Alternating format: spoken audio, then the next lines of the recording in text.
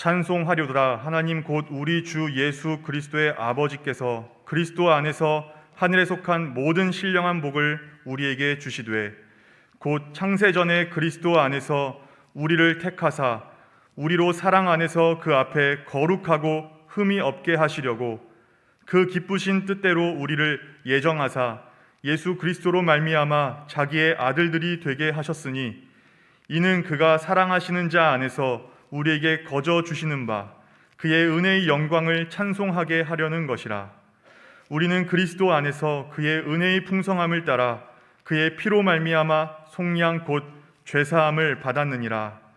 이는 그가 모든 지혜와 총명을 우리에게 넘치게 하사 그 뜻의 비밀을 우리에게 알리신 것이요 그의 기뻐하심을 따라 그리스도 안에서 때가 찬 경륜을 위하여 예정하신 것이니 하늘에 있는 것이나 땅에 있는 것이 다 그리스도 안에서 통일되게 하려 하심이라.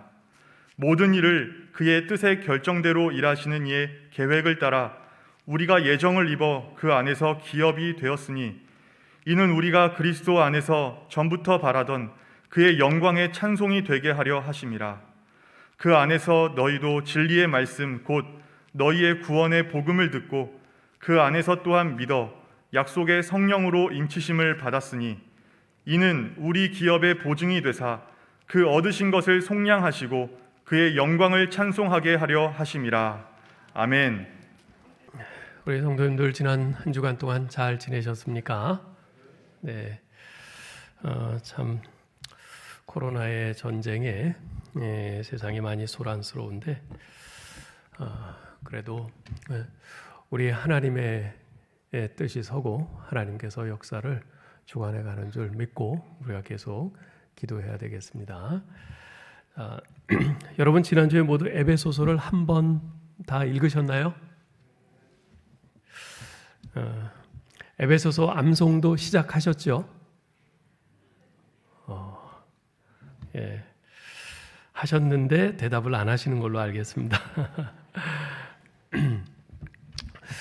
저는 요즘 아내와 함께 새벽기도 후에 이제 KC 대학에 가서 이렇게 걸으면서 에베소서 1장 3절로 14절을 암송을 하고 있는데요. 얼마나 은혜가 되는지 모릅니다. 예, 암송을 하려면 계속 반복하면서 생각하고 그래야 되지 않습니까?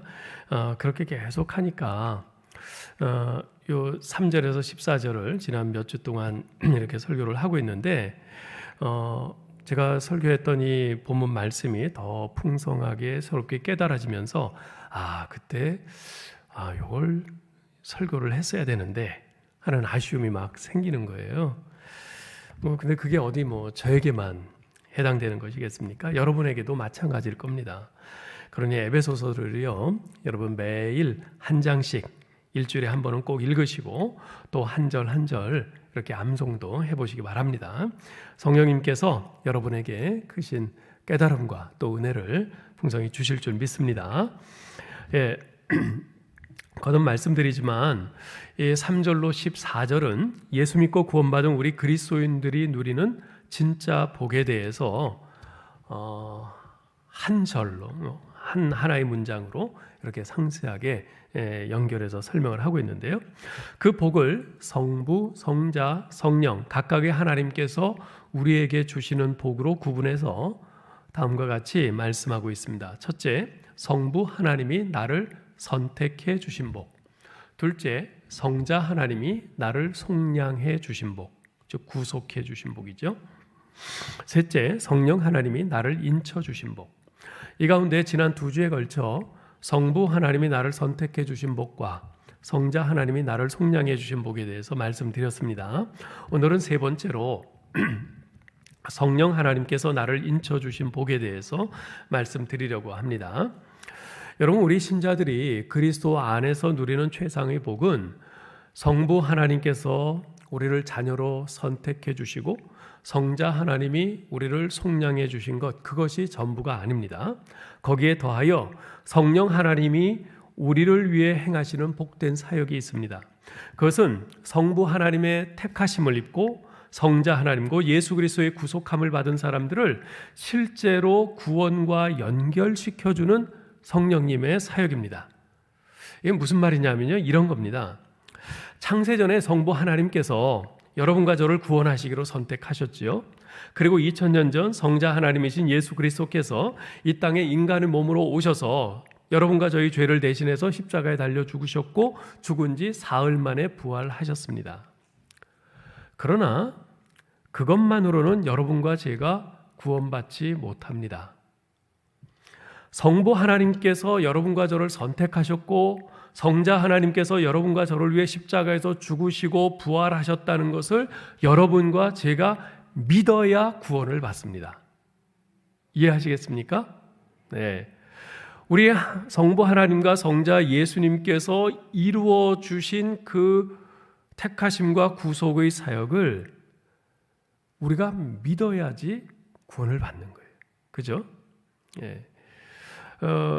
밥을 이렇게 맛있는 반찬이랑 해서 앞에 딱 갖다 놨는데 내가 숟가락으로 떠서 먹어야 되지 않습니까?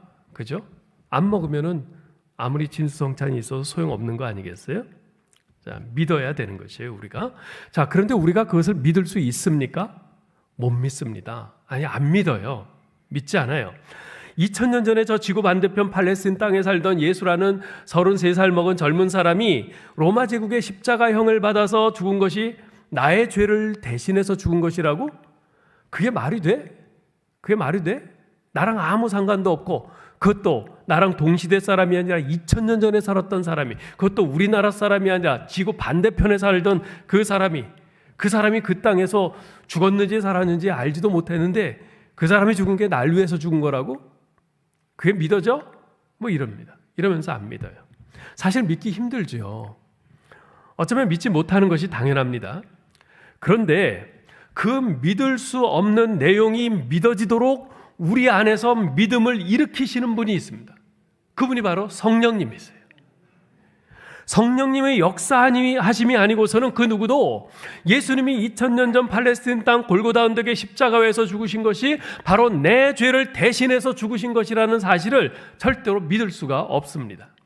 성령님이 우리 안에서 믿음을 일으키셔서 비로소 우리가 믿을 수 있게 된 것이죠. 이것을 신학적으로는 성령님이 행하시는 구원의 적용사역이라고 말을 합니다. 구원의 적용사역이에요. 하나님이 택하셨어요. 예수님이 십자가에서 죽으심으로 구속을 이루셨어요.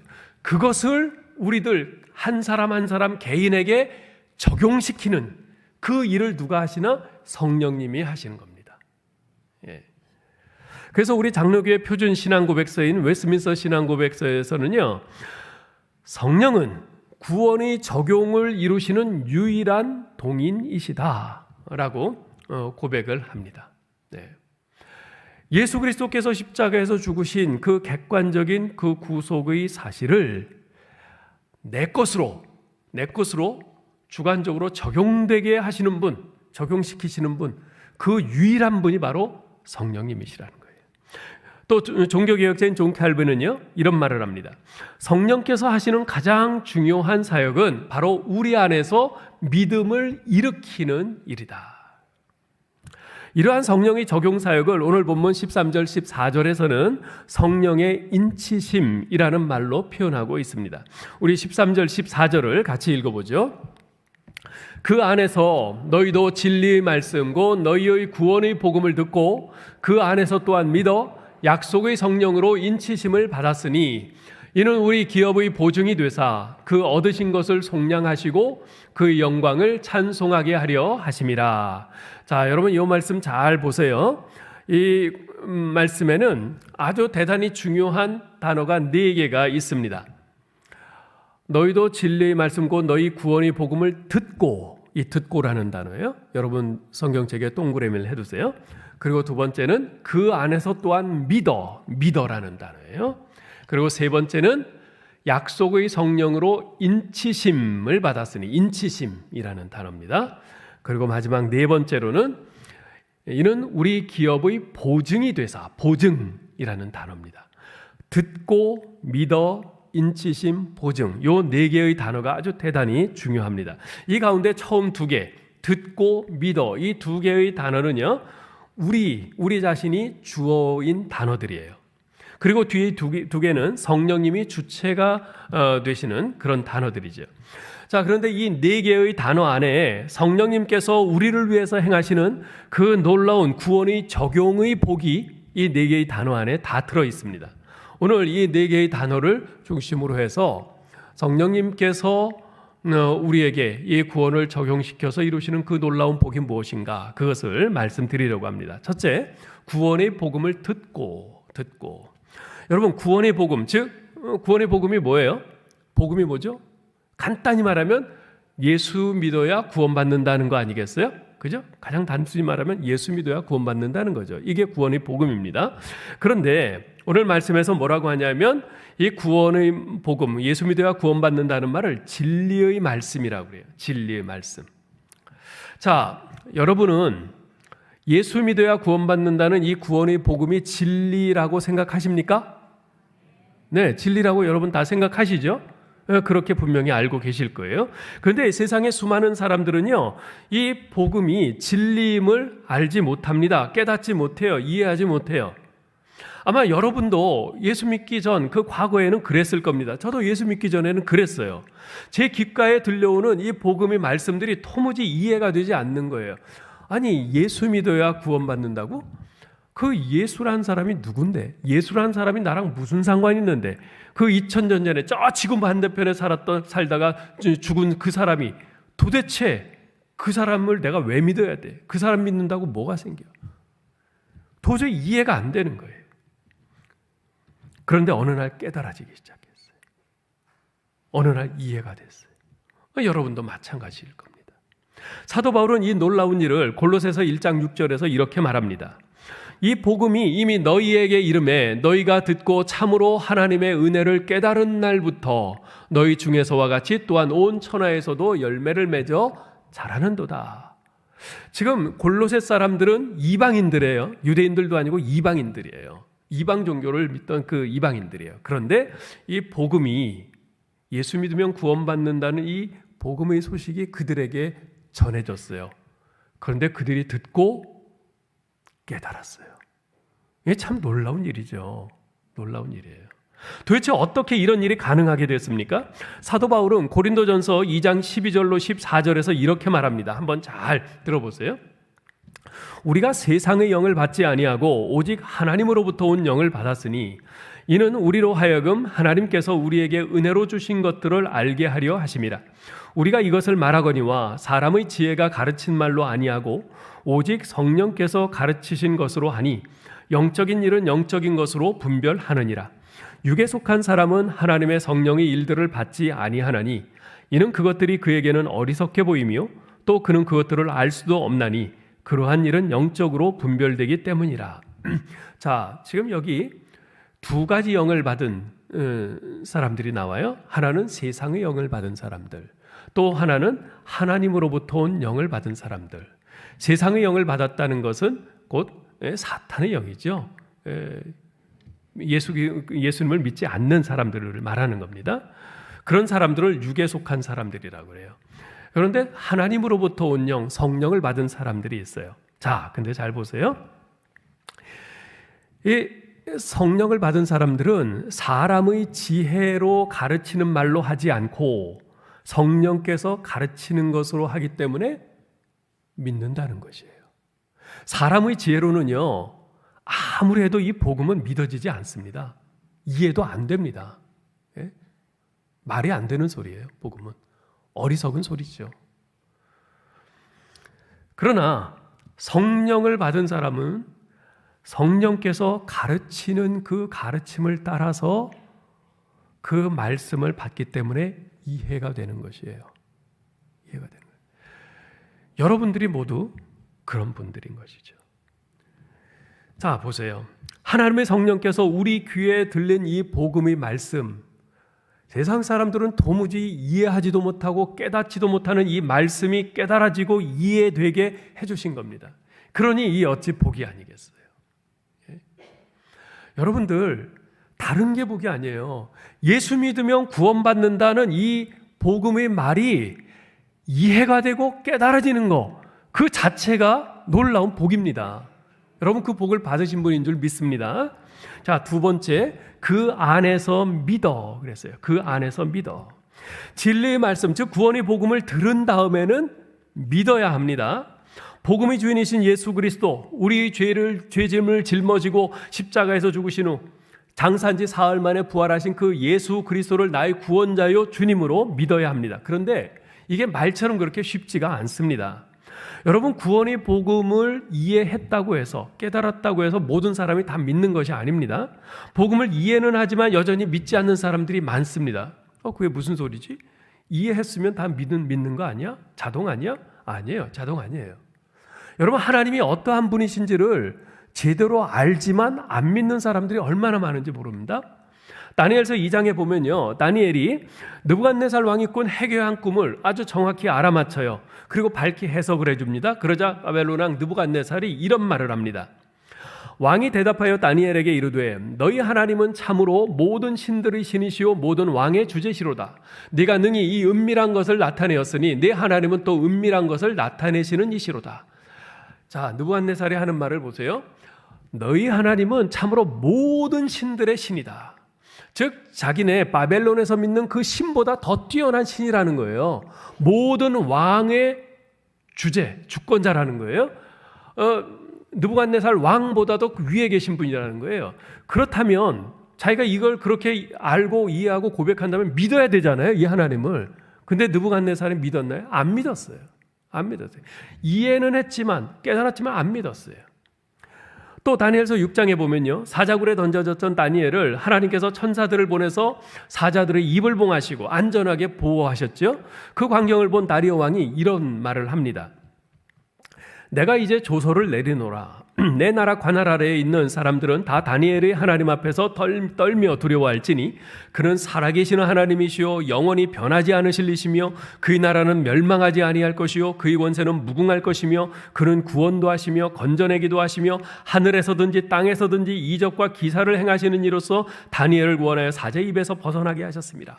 자, 이 다리오 왕이 고백한 걸 보세요. 웬만한 신자들보다 훨씬 더 낫습니다. 훨씬 더 정확하게 우리 하나님을 알고 있고 고백을 하고 있어요. 예?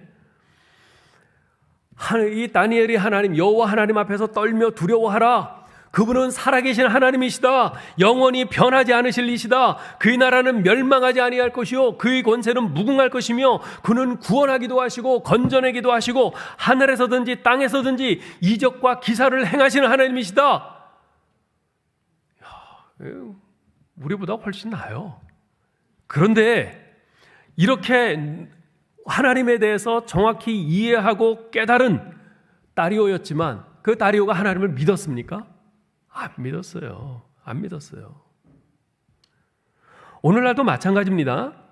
사람이 죽으면 그 존재가 없어지는 것이 아니고 사후세계, 즉 천국과 지옥이 있다는 것을 분명히 믿는다고 그 말하는 사람들 중에도요, 여전히 천국 가는 유일한 길이요 생명이 되시는 예수님께로 나오지 않는 사람들이 많습니다.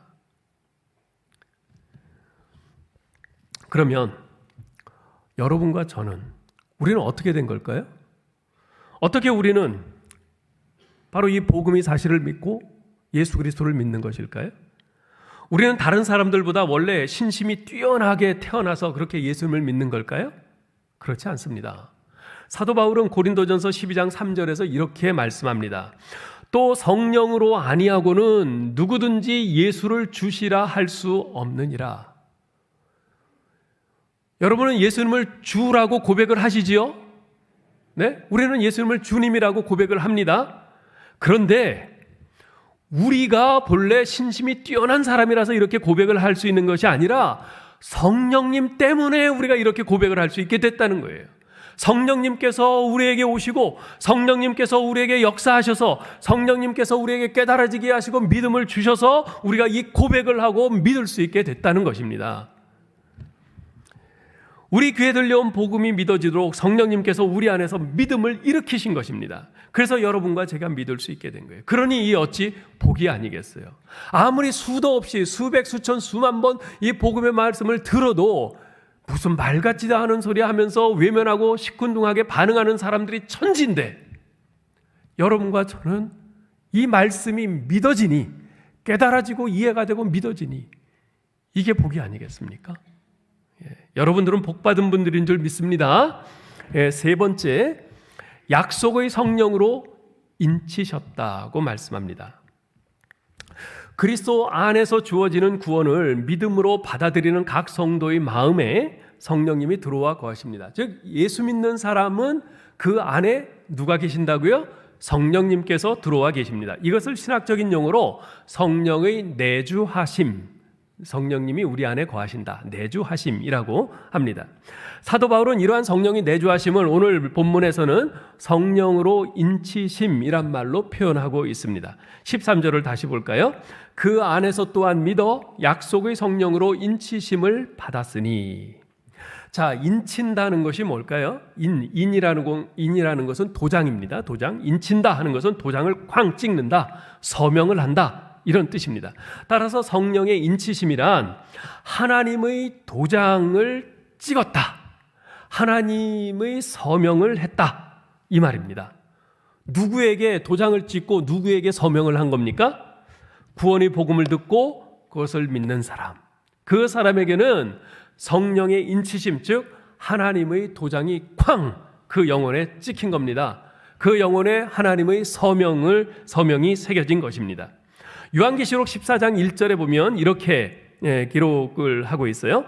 또 내가 보니 보라, 어린 양이 시온산에 섰고 그와 함께 14만 4천이 서 있는데 그들의 이마에는 어린 양의 이름과 그 아버지의 이름을 쓴 것이 있더라. 14만 4천은요 12 곱하기 12 곱하기 10의 3승이죠. 그죠? 12라고 하는 것은 완전수예요. 10도 그렇고요. 그래서 완전수의 완전수, 이것은 예수 믿고 구원받는 모든 하나님의 백성들을 통틀어서 이렇게 상징적인 숫자로 표현을 한 겁니다. 그런데 그 신천지 이단들은 이것을 자기네 신천지 교인 14만 4천 명이 구원받는다, 그렇게 떠들어댔죠. 자기네가 그 14만 4천이 안 됐을 때는 그렇게 말을 했어요. 그러다가 뭐 이상하게 미혹되는 사람이 많아갖고 14만 4천이 넘으니까 슬그머니 또 이제 말을 바꿔요. 그것만 봐도 이제 그들이 가짜고 사입이고 이단이라는 것을 알 수 있는데요. 어쨌건 자, 지금 여기 14만 4천 하나님께서 구원하실 모든 구원받는 예수 믿는 하나님의 사람들, 그들의 이마에는 뭐가 있다고요? 어린 양의 이름과 어린 양 예수 그리스도의 이름과 하나님 아버지의 이름이 거기에 써 있다라고 말씀을 합니다. 예수 믿는 사람들, 그들의 이마에는 도장이 확 찍혀 있다는 거죠. 하나님의 서명이. 자, 그런데 이 인친다는 말에는요 두 가지 의미가 함축되어 있습니다. 첫째는 이 인친다는 것은 소유권 또는 소속을 의미합니다. 여러분 도서관에 가보면요 거기 있는 책들은요 전부 이런데 아니면 안에 전부 도장이 찍혀 있죠. 예? 그 도서관 이름이 박힌 도장이 찍혀 있어요. 왜 그렇겠어요? 이 책은 이 도서관 소유입니다. 뭐 그런 표시죠. 마찬가지입니다. 성령으로 인쳤다는 것은 내가 하나님께 속한 자, 하나님의 소유라는 뜻입니다. 그래서 로마서 8장 9절에선 이렇게 말씀합니다. 만일 너희 속에 하나님의 영이 거하시면 너희가 육신에 있지 아니하고 영에 있나니 누구든지 그리스도의 영이 없으면 그리스도의 사람이 아니라. 그리스도의 영, 성령이 없으면 그리스도의 사람, 하나님의 백성이 아니라 그래요. 이걸 거꾸로 하면 성령이 있으면 하나님의 사람이라. 바로 이 말이죠. 그렇죠? 성령께서 우리 안에 들어오셨다, 성령께서 인쳤다는 말과 같은 거라고 그랬는데요. 성령께서 우리 안에 들어와 계시다. 그 말은 내가 하나님께서 너는 내 것이라 하고 도장을 꽝 찍으신 하나님의 사람이라는 증거인 것입니다. 디모데후서 2장 19절에서 사도 바울은 이렇게 말합니다. 그러나 하나님의 견고한 터는 섰으니 인침이 있어 일러스되 주께서 자기 백성을 아신다 하며 또 주의 이름을 부르는 자마다 불의에서 떠날지어다 하였느니라. 자, 여기 하나님의 백성으로 인친 사람들을 어떻게 하신다고요? 주께서 그들에게 자기 백성을 아신다. 성령으로 인침받은 사람을 향해서 주님이 내가 너 알아. 너 내 자녀야. 내가 너 알아. 이러신다는 거예요. 그러면서 그렇게 불러주신다는 거예요. 자, 성령께서 우리를 인치신 순간부터 하나님께서는 나를 향해서 내가 너를 안다 말씀하시는 겁니다. 나는 주님의 것이니까 주께서 나를 아시는 것이지요. 주님이 나를 아신다는 거, 이게 얼마나 큰 축복입니까? 여러분, 성경에서 언급하고 있는 가장 큰 비극이 뭔지 아세요? 가장 큰 비극? 아마 생각하는 사람마다 조금씩 생각이 다를 수는 있겠는데요. 저는 이거라고 생각해요. 마태복음 7장에 있는 건데요. 그것은 마지막 최후의 심판 때 많은 사람들이 와서 주님께 그럽니다. 주여, 주여, 우리가 주의 이름으로 선지자 노릇하며 주의 이름으로 귀신을 쫓아내며 주의 이름으로 많은 권능을 행치 아니하였나이까? 그러면서 자기를 천국 들여보내달라는 거죠. 그런데 그때 주님께서 그 사람을 향해서 내가 너를 도무지 알지 못하니 불법을 행하는 자들아 내게서 떠나가라. 이런 말을 들을 사람이 있다는 거예요. 이 사람이 가장 비극적이고 불행한 사람이라는 거죠. 차라리 생전에 교회 안 다니고 그런 사람이야 오히려 그렇겠거니 하겠는데 자기 나름대로는 열심히 교회 다니느라고 다니고 선지자 노릇했대요. 선지자 노릇했다는 것은 저 같은 목사같이 말씀 전하고 설교하고 이랬다는 거예요. 그리고 귀신도 쫓아냈대요. 많은 권능도 행했대요. 얼마나 봉사도 많이 하고 그랬겠어요. 일주일 내내 교회에서 살았는지도 모르겠어요. 그런데 막상 주님의 심판대 앞에 갔는데 주님이 너 누구냐? 난 너 모르겠다. 그런 말을 들을 사람이 있다는 거예요. 자, 그건 도대체 어떻게 된 겁니까? 그 사람은 그 안에 성령이 없었던 거예요. 성령의 인치심을 받지 못했던 거예요. 즉, 그 사람은 예수 믿지 않았던 거예요. 교회는 열심히 다녔지만, 종교 활동은 많이 했지만, 진짜 예수님을 나의 주님, 나의 하나님으로 믿지는 않았던 거죠. 여러분, 주님이 여러분을 아십니까? 주님이 여러분을 아신다고 그렇게 확신할 수 있습니까? 어떻게 확신할 수 있나요? 내가 복음을 듣고 예수 그리스도를 참으로 믿었다면 성령님께서 우리 안에 계신 거예요. 성령님께서 나를 인치신 겁니다. 그러니까 확인하는 방법은 간단해요. 나는 정말 예수님을 나의 구원자, 유일한 나의 구원자요, 나의 주인으로 그렇게 믿고 있는가? 스스로 한번 답해 보셔요. 물론 눈에 보이지는 않아요. 성령님이 나를 인치신 거 도장 찍었다고 그랬는데 아까 이마에 찍는다고 그랬는데 그건 우리 영혼의 이마에 찍는 거지 실제로 우리 육체의 이마는 아니잖아요. 그러니까 보이지는 않죠. 그러나 내가 예수 그리스도를 믿는 그 믿음을 분명히 가지고 있을 때 성령님의 인치심은 이미 이루어진 겁니다. 그래서 주님께서 여러분을 보시면서 아무개야 내가 너를 안다. 너는 내 자녀다. 말씀하십니다. 우리는 주님의 소유인 줄 믿습니다. 또한 성령으로 인쳤다는 것에 함축되어 있는 두 번째 의미는요, 우리를 향한 하나님의 언약은 불변한다는 것이에요. 우리를 향한 하나님의 언약은 불변한다는 의미예요. 에베소서 4장 30절에 보면 이렇게 말씀하고 있습니다. 하나님의 성령을 근심하게 하지 말라. 그 안에서 너희가 구원의 날까지 인치심을 받았느니라. 네? 너희가 구원의 날까지 인치심을 받았대요. 그때까지 인치심을 받았다는 것은 그때까지 효력이 있다는 거죠. 근데 여기서 구원은 어떤 구원이냐 하면 우리 주님께서 다시 재림하셔서 우리가 완전히 우리 구원이 완성되는 그때예요. 우리가 천국에 들어가는 그날을 말하는 것이에요. 그때까지 인치심을 받았다. 그러니까 변치 않는 거죠. 여러분 무슨 문서든지요 계약을 할 때는 도장을 반드시 찍어야 합니다. 도장이 찍혀야 그 계약이 유효하거든요. 도장이 찍히면 계약은 완성되고 그 계약은 불변입니다. 하나님께서 우리에게 주신 언약이 뭐죠? 하나님이 우리에게 주신 언약은 나는 내 하나님이 되고 너희는 내 백성이 되리라는 언약입니다. 우리가 복음을 깨닫고 예수를 믿는 그 순간 성령께서 나에게 도장을 꽉 찍어 놓으셨어요. 너는 내 자녀다. 나는 너의 하나님이다. 이것은 결코 변할 수 없는 도장이요 서명입니다. 언제까지요? 영원히. 우리나라 해병대 구호가 있죠. 한 번 해병은 영원한 해병. 마찬가지입니다. 한 번 하나님의 자녀는 영원한 하나님의 자녀입니다.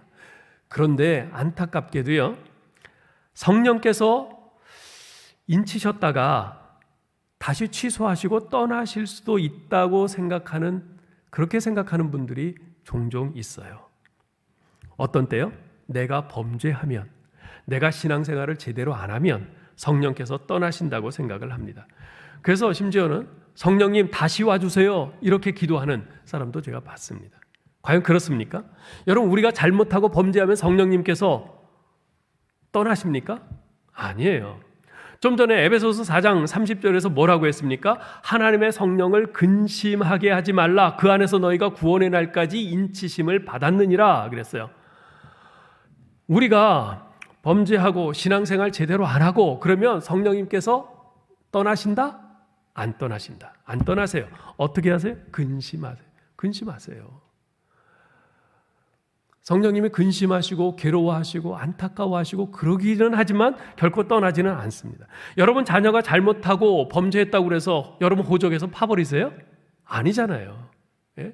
아무리 괴로워도 아무리 괘씸해도 아무리 속상해도 내 호적에 그냥 놔두고 계속해서 타이르고 눈물로 호소하고 기도하고 그러지 않습니까? 마찬가지입니다.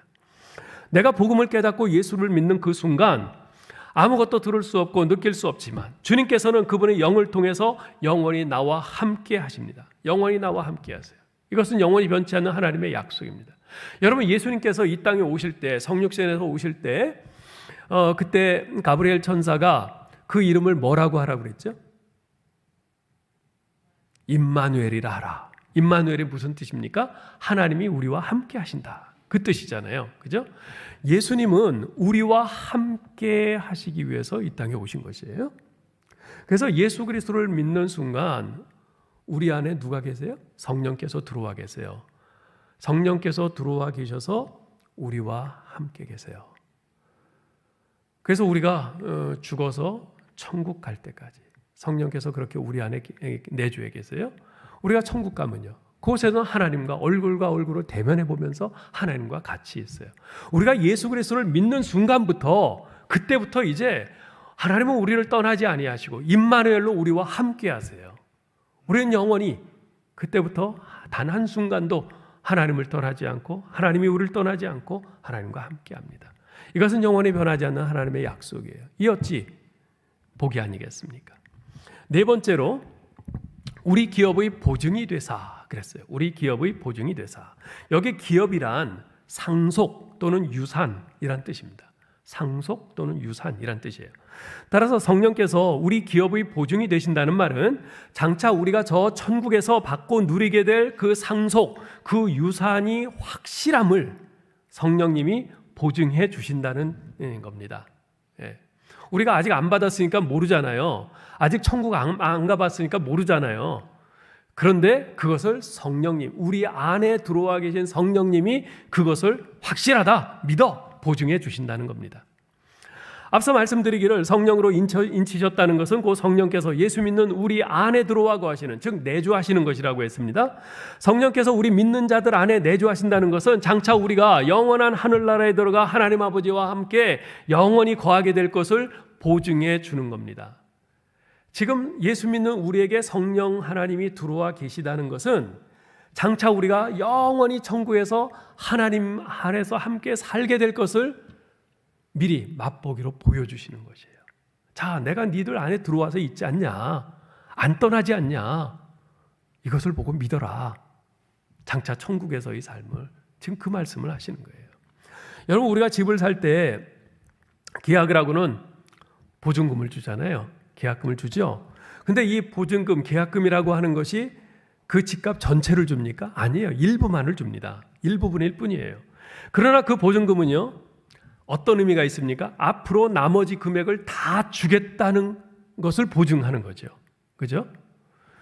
성령님의 인치심, 내주하심도 마찬가지입니다. 지금 이 세상에서 예수 믿는 우리 안에 성령께서 내주하신다는 것은 장차 저 천국에서 우리가 영원히 하나님과 함께 거할 것을 보증해 주는 것입니다. 즉 하나님께서는 당신께서 우리 인간에게 주신 그 약속을 앞으로 계속해서 그 약속들을 다 이행하시겠다는 그 뜻을 가지고 첫 번째 지불금으로서 성령님을 우리에게 주신 거예요. 따라서 이렇게 성령이 우리에게 오셔서 내주하심으로 우리는 하나님께서 우리에게 주신 약속들을 이게 공수표가 아니라 확실히 이루어지는 거야. 우리가 이 확신을 갖고 믿음으로 붙잡고 나갈 수 있는 거예요. 하나님의 약속들은 반드시 이루어져. 예수님이 앞으로 다시 오신다고 그랬는데 그것도 반드시 이루어져. 세상 끝날까지 나와 함께 하시겠다고 약속하셨는데 그것도 확실해. 어떻게 할 수 있어요? 예수 믿는 순간 우리 안에 들어와 계신 성령님을 통해서 알 수 있어요. 그걸 보니까 확실하다. 알 수 있는 거죠. 이것은 마치 오늘날 좋은 식당에서 코스 요리를 먹을 때 맨 처음에 조금 나오는 그 에피타이저, 전체 요리라고 그러죠. 그것과 같은 것이에요. 제일 처음에 이제 코스 요리 처음에 에피타이저가 조금 나와요. 전체 요리가. 그건 많이도 안 줘요. 약간 줘요. 조금만 줘요. 맛보기로. 맛있어요. 근데 부족함을 느끼죠. 그거 가지고 타박하는 사람은 없어요. 왜요? 앞으로 메인 요리가 기다리고 있거든요. 뒤에 샐러드도 나오고 습도 나오고 스테이크도 나오고 쫙 나올 거거든요. 그렇기 때문에 에피타이저 조금 준다고 그래서 뭐라 그러는 사람 없어요. 예? 마찬가지입니다. 성령님은 장차 우리가 새롭게 회복될 저 새하늘과 새 땅에서 우리가 경험할 그 풍성하고 완전한 그 영적 잔치, 우리 하나님과 누리게 될 그 영원한 그 참복, 그것을 지금 우리에게 맛보게 해주시는 거예요. 몇 가지 예를 좀 들어볼게요. 우리가 하나님을 알아가는 면에서도 그래요. 여러분 요한복음 17장 3절에 보면 영생은 곧 유일하신 참 하나님과 그가 보내신 자 예수 그리스도를 아는 것이니이다 라고 말씀해요. 우리가 예수 믿으면 영생을 얻죠. 천국에서 영원히 살아요. 영생이에요. 그 영생이 왜 필요한가? 여기 보면은 유일하신 참 하나님과 그가 보내신 자 예수 그리스도를 아는 것이 영생이다 그랬어요. 우리 하나님은 무한하신 분이에요. 그 하나님을 알기 위해서는 우리 일생 100년, 200년, 1000년 갖고 안 돼요. 영생이 필요해요. 우리는 그 영원토록 우리 하나님을 계속해서 알아갈 거예요. 그 하나님을 찬양하면서 그 하나님을 만끽하게 될 거예요. 자, 그런데 우리가 이 땅에서도 하나님을 알아가요. 시편 34편 8절에서는 이렇게 말합니다. 너희는 여호와의 선하심을 맛보아 알지어다.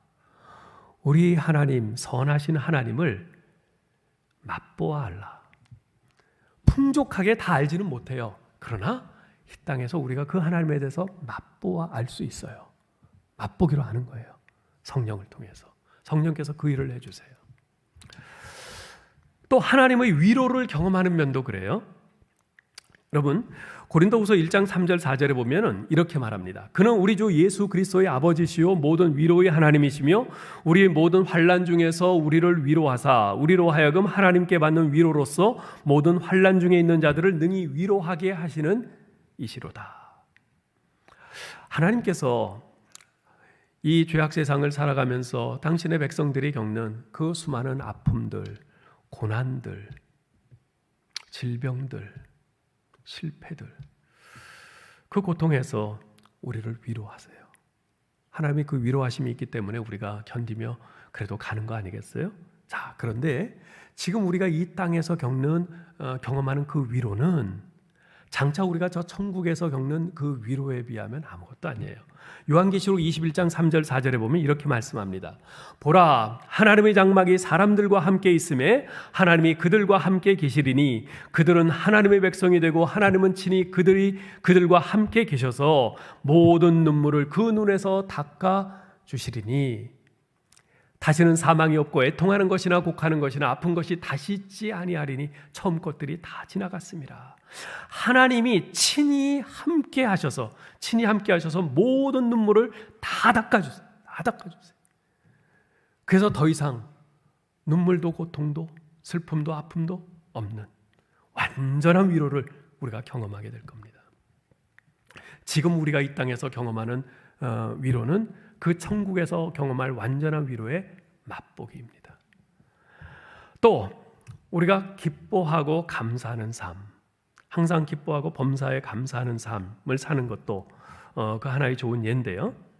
여러분, 에베소서 5장 18절 20절에 보면 이렇게 말씀합니다. 오직 성령으로 충만함을 받으라. 범사에 우리 주 예수 그리스도의 이름으로 항상 아버지 하나님께 감사하라. 여러분, 성령 충만, 성령께서 우리 안에 내주하신다고 그랬잖아요. 성령님이 우리 안에 들어와 거하실 때 나타나는 중요한 특징이 뭐냐 하면 감사하는 거예요. 감사해. 특별히 범사에 감사할 수 있어요. 내가 지금 실패했고 병들었고 고난 가운데 있지만, 그런데 우리 주 예수 그리스도 날 위해서 생명도 아끼지 않고 내주시고 나를 구속해 주신 우리 주님의 그 은혜를 생각하니 감사한 거예요. 하나님 아버지께 그래서 감사하게 돼요. 그 일을 누가 하신다고요? 성령님께서 우리 안에서 그 경험을 하게 하시는 거예요. 그런데 우리가 이 땅에서 얻는 고통 가운데서 경험하는 이러한 감사의 경험, 기쁨의 경험은 장차 우리가 천국에서 경험하게 될 그것과는 비교할 수 없습니다. 요한계시록 4장 9절 10절에서는 이렇게 말씀해요. 그 생물들이 보좌에 앉으사 세세토록 살아계시는 이에게 영광과 존귀와 감사를 돌릴 때에 24장로들이 보좌에 앉으신 이 앞에 엎드려 세세토록 살아계시는 이에게 경배하고 세세토록 끊임없이 하나님께 영광 돌리고 존귀 돌리고 감사를 돌리고 경배를 해요. 예? 기쁨에 찬 경배를 해요. 천국에서는 그렇게 하면서 살게 되어 있어요. 예? 이 땅에서 우리가 하나님께 감사하고 기뻐하고 그러다가도 우리는 좀 돌아서서 더 불평하고 원망하고 이러잖아요. 천국에서는 그저 감사할 것밖에 없어요. 기뻐할 것밖에 없어요. 거기선 완전한 감사와 완전한 기쁨이 있어요. 이 땅에서 우리가 성령을 통해서 경험하는 그 감사와 기쁨은 바로 그 전초전이죠. 맛보기인 것입니다. 이처럼 하나님과 함께하는 영원한 삶을 보증하는 그 보증금과 같은 역할을 하기 위해 성령님께서 우리 안에 계십니다. 성부 하나님께서는 우리를 지옥에서 건져내서 천국으로 옮기기 위한 그 대가로 자신의 독생자 예수 그리스도를 희생시키셨습니다. 그런 막대한 값을 치르고 그렇게 행하셨기 때문에 반드시 우리가 천국에 도달하도록 역사하십니다. 우리 안에 내주하셔서 우리가 저 천국 본향에 도착할 때까지 우리의 믿음을 그리스도 안에서 보존하시는 성령을 통해서 그렇게 하십니다. 우리의 영광스러운 미래는요, 그래서 성령을 통해서 그처럼 확실하게 보장되어 있는 겁니다. 이제 말씀을 맺겠습니다. 이건 실제로 있었던 일인데요. 어떤 미국인이 프랑스 파리로 관광을 갔어요. 한 골동품 가게에 들렀는데 이제 기념품을 살라고. 거기서 마음에 쏙 드는 진주 목걸이를 발견을 한 거예요. 보니까 좀 낡았어요. 그렇지만 그 목걸이 장식이 너무나 마음에 쏙 들게 그렇게 되어 있어가지고 사기로 마음을 먹었어요. 이거 얼마입니까? 물어봤더니 500불이요. 그런 거예요. 아니, 이렇게 낡은 게 500불이에요? 근데 좀 비싸다 생각이 들었지만 너무 마음에 들어서 돈을 지불하고 샀어요. 가지고 돌아와서 이제 한동안 놔두고 있다가 어느 날 우연히 그 진주 목걸이를 다시 꺼내보게 되면서 이거 얼마인지 한번 감정이나 받아볼까? 그리고선 보석상에 가지고 갔어요. 이거 얼마 정도 할지 감정 좀 해주세요. 그 보석 감정사가 한참 동안 이 돋보기 렌즈를 끼고선 보더니 깜짝 놀랄 만한 말을 하는 거예요. 2만 불을 줄 테니 내게 파세요. 얼마 주고 샀다고요? 500불, 60만 원 주고 샀어요. 그런데 2만 불, 한 2,500만 원 정도 주겠다는 거예요. 이거 어떻게 된 거지? 이거 뭔가 있나? 뭐가 있나? 그렇게 생각하고는 일단 나왔어요. 그리고선 그 다음날 다른 보석상에 가봤어요. 거기서 이것 좀 감정해 주세요. 그랬더니 그 가게 주인이 자세히 살펴보더니 5만 불 줄 테니까 자기한테 팔려는 거예요. 예? 6천만 원. 60만 원 주고 산 게 6천만 원이 됐어요. 이해가 안 갔어요. 이렇게 낡은 걸. 그래서 물어봤어요. 아니 어떻게 이 낡은 진주 목걸이 제가 500불 주고 산 건데 이걸 5만 불이나 주겠다는 겁니까? 이유가 뭡니까? 그랬더니 그 가게 주인이 이야기해 주는데 자기가 가지고 있던 그 돋보기 렌즈를 주면서 여기를 한번 들여다보라 그런 거예요. 그래서 자세히 들여다봤더니 거기에 깨알 같은 글씨로 이렇게 적혀 있었어요. 사랑하는 조세핀에게 황제 나폴레옹으로부터. 그것은 나폴레옹 황제가 평생 동안 가장 사랑했던 아내 조세핀에게 선물해 주었던 진주 목걸이였어요. 완전 빈티지죠. 예? 사실 그 진주 목걸이 자체는 몇십 불밖에 가치가 없어요. 그런데 무엇 때문에 그렇게 5만 불이나 가치가 갑니까? 거기 적혀 있는 글씨와 나폴레옹의 사인 때문에. 사랑하는 성도 여러분, 우리는 다 평범한 사람들이에요. 세상에서 보면 우리보다 잘난 사람들 너무나 많죠. 우리는 별 볼 일 없는 그런 존재일 수도 있어요. 하지만 우리는 성령님의 인치심을 받았기에 우리의 가치가 확 달라진 것인 줄 믿습니다. 이 세상에 많은 평범한 사람들 가운데 별 볼 일 없는 존재로 살고 있는 것 같지만 자세히 보면, 자세히 들여다보면 우리의 영혼에 우리 하나님의 서명이, 성령님의 인치심이 새겨져 있는 하나님의 자녀인 줄 믿습니다. 여러분, 우리 유치부 아이들이 전에 많이 부르던 찬양이 있어요. 요새는 안 부르는 것 같은데 이런 찬양이에요. 나는 왕자다. 하나님 나라의 나는 왕자다. 내가 비록 어릴지라도 나는 왕자다. 기억나세요? 우리 여자아이들은 어떻게 부를까요? 나는 공주다. 하나님 나라의 나는 공주다. 내가 비록 약할지라도 나는 공주다. 근데요, 우리 아이들이 이 노래 부를 때 매가리 없게 부르지 않아요. 얼마나 씩씩하게 부르는지 몰라요. 진짜 자기가 왕자라고 생각하고 진짜 자기가 공주라고 생각하고 그렇게 아주 힘있게 자신감 있게 불러요. 예? 여러분, 우리에게 바로 그 자신감이 필요합니다. 하나님께서 너는 내 아들이다. 너는 내 딸이다. 내 영혼에 내가 도장 찍어놨어. 내가 침 발라놨어. 너는 내 거야. 이건 변하지 않아. 이렇게 말씀하시는데 그렇다면 우리가 믿어야지요. 우리가 이 자긍심을 가지고 살아야지요. 이 자긍심을 가지고 오늘도 내일도 하나님께서 두신 우리의 삶의 현장에서 하나님의 자녀답게 세상과 타협하지 않으면서 믿음으로 빛과 소금으로 살아가는 저와 여러분 될 수 있기를 주님의 이름으로 축원합니다. 하나님 은혜를 감사합니다. 하나님, 세상적으로 볼 때는 별로 잘난 것 없는 저희들이지만 우리 하나님께서 예수 그리스도의 십자가의 공로로 저희를 구속하시고 성령께서 인쳐주시니 감사합니다. 너는 내 거다. 너는 내 사랑하는 자녀다. 도장 찍어주시고 서명해 주셔서 하나님 자녀임을 확인시켜 주시니 감사합니다. 아버지 하나님, 우리가 비록 세상적으로 많이 배우지 못했을지라도, 가진 것 많이 없을지 몰라도, 사회적인 지위가 별 볼 일 없을지 몰라도, 지닌 바 능력이 별 볼 일 없다 할지라도 예수 그리스도께서 십자가에서 보혈을 흘려 나를 구속해 주셨고 성령께서 인쳐 주셨다는 이 자신감, 이 자긍심을 가지고 하나님의 자녀로서 당당하게 살아가는 우리 모두 되게 하여 주시옵소서. 우리의 가는 곳마다 하나님의 자녀로서 우리 주 예수 그리스도를 자랑하고 주님의 십자가의 복음을 자랑스럽게 선포하며 사는 저희들 되게 하여 주시옵소서. 가는 곳마다 우리가 빛으로 소금으로 하나님의 자녀로서 밝히 드러나게 살게 하시고 그런 저희를 통해서 주님 영광받아 주옵소서. 예수님의 이름으로 기도하옵나이다. 아멘.